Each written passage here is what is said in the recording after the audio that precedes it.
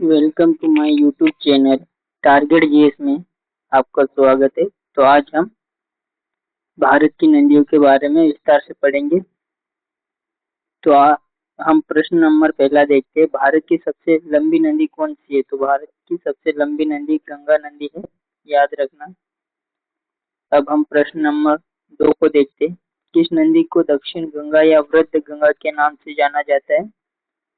तो option number सी है, गोदावरी नदी को दक्षिण गंगा या वृद्ध गंगा के नाम से जाना जाता है।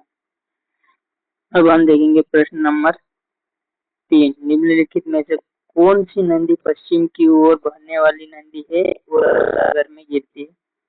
तो ये है नर्मदा नदी, पश्चिम की ओर बहती है और अरब सागर में गिरती है। अमरकंटक से निकलकर अरब सागर में गिरती है, याद रखना। इसका स्थान पूछेंगे तो अमरकंटक बताना। क्वेश्चन नंबर 4 देखते हैं। ब्रह्मपुत्र नदी को तिब्बत में किस नाम से जाना जाता है? तो ब्रह्मपुत्र नदी को तिब्बत में सांगपो सांगपो के नाम से जानते हैं, याद रखना। ऑप्शन बी राइट आंसर है। अब हम देखते हैं प्रश्न नंबर 5। सिंधु नदी की सबसे बड़ी सहायक नदी कौन सी है? सिंधु नदी की सबसे बड़ी सहायक नदी चिनाब, याद रखना। Option number B right answer है। प्रश्न नंबर 6 देखते। सुंदरवन डेल्टा का निर्माण करने वाली मुख्य नदियां कौन सी है? तो सुंदरवन डेल्टा का निर्माण करने वाली मुख्य नदी गंगा और ब्रह्मपुत्र है। ऑप्शन नंबर सी, याद रखना। Option number C. अभी हम चलते हैं प्रश्न नंबर 7 पे। 7वां प्रश्न है, अलकनंदा और भागीरथी नदियां किस स्थान पर मिलकर गंगा कहलाती है? तो ये याद रखना, देवबरिया में मिलकर गंगा कहलाती है। अब ऑप्शन नंबर 8 पे चलते हैं। निम्नलिखित में से कौन सी नदी विनाशक नदी या बिहार का शोक कहलाती है? तो ये है कोसी नदी। ऑप्शन नंबर बी बिहार का शोक कहलाती है। कोसी नदी में बहुत ज्यादा बाढ़ आती है, इस कारण ये बिहार का शोक कहलाती है। प्रश्न नंबर 9 देखते हैं। विश्व का सबसे बड़ा नदी द्वीप मांजुली किस नदी पर स्थित है? तो ये ब्रह्मपुत्र नदी पर स्थित है, याद रखना। Option B. अब चलते हैं प्रश्न नंबर 10 पे। प्रश्न नंबर 10 को देखते हैं। प्रायद्वीपीय भारत की एकमात्र नदी कौन सी है जिसमें पूरे वर्ष पानी रहता है? तो ये है ऑप्शन नंबर सी, इसमें पूरे वर्ष पानी देता है, कावेरी नदी में, याद रखना। अब प्रश्न नंबर 11 पे चलते हैं। गंगा नदी बांग्लादेश में प्रवेश करने के बाद किस नाम से जानी जाती है? गंगा नदी बांग्लादेश में प्रवेश करने के बाद पद्मा के नाम से जानी जाती है, पद्मा नदी के नाम से जानी जाती है, याद रखना। अब चलते हैं क्वेश्चन नंबर 12 पे।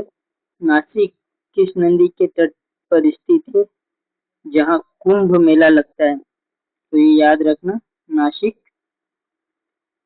गोदावरी नदी पर स्थित है। Option number C. अब चलते हैं प्रश्न नंबर 13 पर।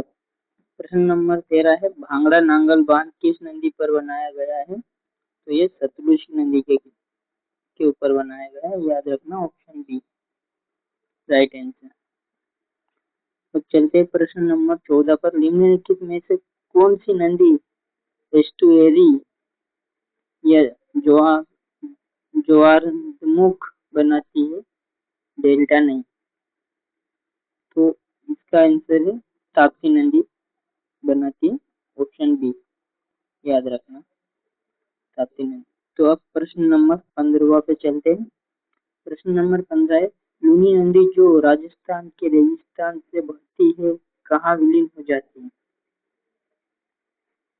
कहाँ विलीन हो जाती है? नीली नदी जो राजस्थान के रेगिस्तान से बहती है कहाँ विलीन हो जाती है? तो इसका आंसर है कच्छ का रण, कच्छ के रण में विलीन हो जाती है।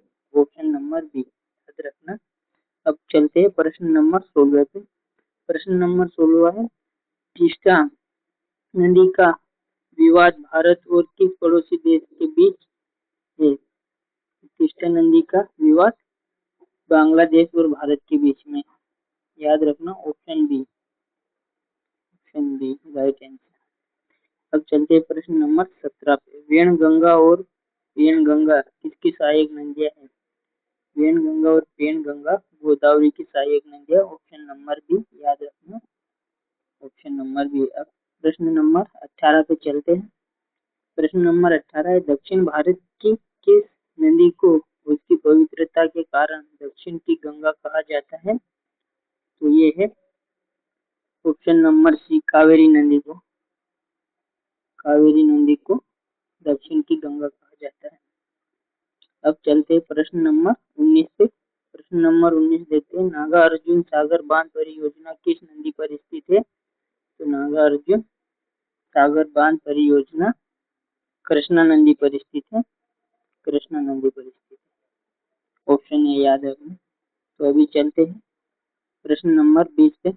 प्रश्न नंबर 20 को देखते हैं, निम्नलिखित में से कौन सी नदी उत्तराखंड के उत्तरकाशी जिले में गंगोत्री ग्लेशियर से भागीरथी के रूप में निकलती है? तो इसका ऑप्शन है बी गंगा नदी। याद रखना, ग्लेशियर के रूप में निकलती है गंगा नदी। अब चलते हैं प्रश्न नंबर 21 पे। तो प्रश्न नंबर 21 को देखते हैं, भारत की किस नदी को जैविक मरुस्थल कहा जाता है? भारत की किस नदी को जैविक मरुस्थल कहा जाता है? तो ऑप्शन नंबर बी दामोदर नदी को कहा जाता है भारत की जैविक मरुस्थल। अब प्रश्न नंबर 22 पे चलते। प्रश्न नंबर 22 को देखते, प्रायद्वीपीय भारत की दूसरी सबसे लंबी नदी कौन सी है? भारत की दूसरी सबसे लंबी नदी है कृष्णा नदी। ऑप्शन सी भारत की दूसरी सबसे लंबी नदी कृष्णा नदी है। अब चलते हैं प्रश्न नंबर 23 पे। प्रश्न नंबर 23 को देखते हैं, हीराकुंड बांध जो भारत के सबसे लंबे बांधों में से एक है, किस नदी पर निर्मित है? हीराकुंड बांध किस नदी पर निर्मित है? तो ये है महानदी पर निर्मित है।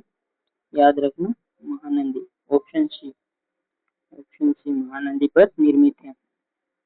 अब चलते हैं प्रश्न नंबर 24 पर। तो प्रश्न नंबर 24 को देखते हैं, प्रसिद्ध धुआंधार जलप्रपात किस नदी पर स्थित है? धुआंधार जल प्रपात किस नदी पर स्थित है? तो ये धुआंधार जलप्रपात नर्मदा नदी पर स्थित है। याद रखना, ऑप्शन नंबर डी नर्मदा नदी पर स्थित है। तो चलते हैं प्रश्न नंबर 25 की ओर। 25वें प्रश्न को देखते हैं, यमुना नदी का उद्गम स्थल कहाँ है? यमुना नदी का उद्गम स्थल है यमुनोत्री ग्लेशियर में। Yamunotri glacier, option number B right answer है। तो अभी चलते हैं प्रश्न नंबर 26 पर। प्रश्न नंबर 26 को देखते हैं। प्रश्न नंबर 26 है कि गंगा की कौन सी सहायक नदी उत्तर की ओर बहती है? गंगा की कौन सी सहायक नदी उत्तर की ओर बहती है? तो इसमें गंगा की सहायक नदी सोन नदी जो उत्तर की ओर बहती है। सोन नदी उत्तर की ओर बहती है। अब चलते हैं प्रश्न नंबर 27 पे। किस नदी को बंगाल का शोक कहा जाता था? किस नदी को बंगाल का शोक कहा जाता? तो ऑप्शन नंबर बी दामोदर नदी को बंगाल का शोक कहा जाता है। दामोदर नदी को। क्वेश्चन नंबर 28 पे चलते हैं। देखते हैं क्वेश्चन नंबर 28 को, कावेरी नदी जल विवाद मुख्य रूप से किन राज्यों के बीच है? तो कावेरी नदी जल विवाद ऑप्शन नंबर बी कर्नाटक और तमिलनाडु के बीच में है। कर्नाटक और तमिलनाडु के बीच में इसका विवाद चलता रहता है। अब चलते हैं प्रश्न नंबर 29 पे। प्रश्न नंबर 29 को देखते हैं। प्रश्न नंबर 29 में क्षिप्रा नदी किस नदी की सहायक नदी है जिसके किनारे उज्जैन में कुंभ मेला लगता है? जिसके किनारे उज्जैन में कुंभ का मेला लगता है। क्षिप्रा नदी किस नदी की सहायक नदी है? तो ये है चंबल नदी की सहायक नदी है क्षिप्रा नदी। याद रखना, चलते हैं प्रश्न नंबर 30 पे। प्रश्न नंबर 30 है, भारत की कौन सी नदी कर्क रेखा को 2 बार काटती है? तो भारत की माही नदी। माही नदी कर्क रेखा को 2 बार काटती है। ऑप्शन नंबर भी याद रखना। तो आज हम लोग भारत की नदियों के बारे में जाने। ऐसे वीडियो के लिए आज चैनल को सब्सक्राइब कर देना, बेल आइकन को दबा देना और लाइक कर देना। थैंक यू, धन्यवाद। जय हिंद, जय भारत।